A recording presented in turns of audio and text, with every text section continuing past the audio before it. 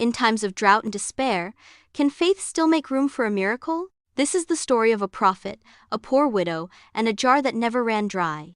The skies had been silent for months. No rain, no dew. The ground cracked and groaned under the weight of drought.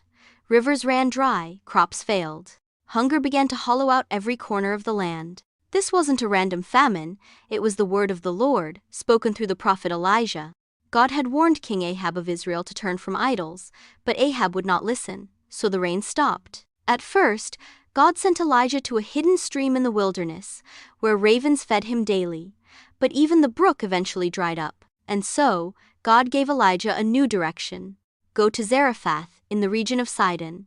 I have directed a widow there to supply you with food. A widow? In a foreign land? It seemed like a strange plan, but Elijah trusted and obeyed. When he arrived at the gates of Zarephath, he saw her thin, tired, gathering sticks alone. Her eyes spoke of weariness. Her movements were slow, measured, as if conserving the last bit of strength. Elijah called out to her, "Would you bring me a little water in a jar so I may have a drink?" She turned, perhaps surprised, but nodded. Then Elijah added, "And please bring me a piece of bread."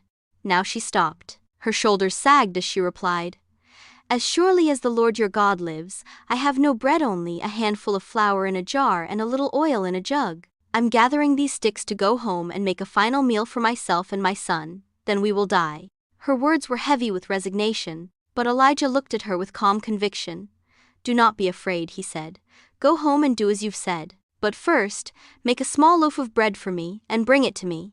Then make something for yourself and your son, for this is what the Lord, the God of Israel, says. The jar of flour will not be used up, and the jug of oil will not run dry until the Lord sends rain on the land." It was a bold promise, and a difficult one.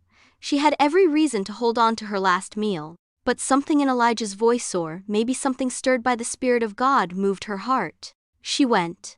She mixed what little flour she had, she poured the oil, and she baked. She brought the bread to Elijah, warm and fragrant. Then she returned home, made another cake, and another. The next morning she went to the jar. There was flour. The oil jug still had oil. Day after day, meal after meal, the promise held true. The flour never ran out. The oil never failed. In a time of widespread lack, in a place of hopelessness, one act of obedience opened the door to provision, not just for a prophet, but for a mother and child who had nearly given up. When she gave what little she had, God gave back what she never imagined.